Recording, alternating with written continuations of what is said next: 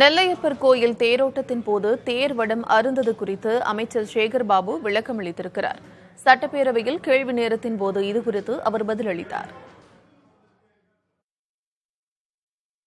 தேரின் வடத்தை பின்னாலிருந்து நெம்புகோல் தராததற்கு முன்பாக பக்தர்கள் பக்தி பரவசத்தோடு ஒட்டுமொத்தமாக இழுத்ததன் காரணமாக தேர்வடம் மறந்தது.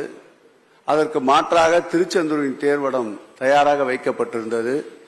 உடனடியாக அந்த தேர்வடத்தை இணைத்து வெற்றிகரமாக நேற்று இரவு 9:30 மணி அளவில் 5 சுவாமிகளும் ஊர்வலம் எடுத்துச் செல்லப்பட்டு நிலையை அடைந்தது என்பதை தெரிவித்துக் கொள்வதோடு மட்டுமல்லாமல் எல்லா தேர்களுக்கும் தேரினுடைய இணைப்பு பகுதிக்கு இரும்பு சங்கிலி இருக்கும்.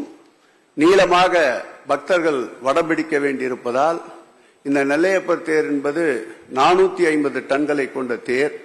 அந்த தேரை இழுப்பதற்கு வடம் எப்பொழுதும் கயிறினால்தான் நீளமாக இழுத்துச் செல்ல முடியும் என்ற காரணத்தினால்தான் அனைத்து திருத்தேர்களிலும் வடம் அதிக எடை கொண்ட தேருக்கு கயிற்றினால்தான் பின்னப்படுகின்றது.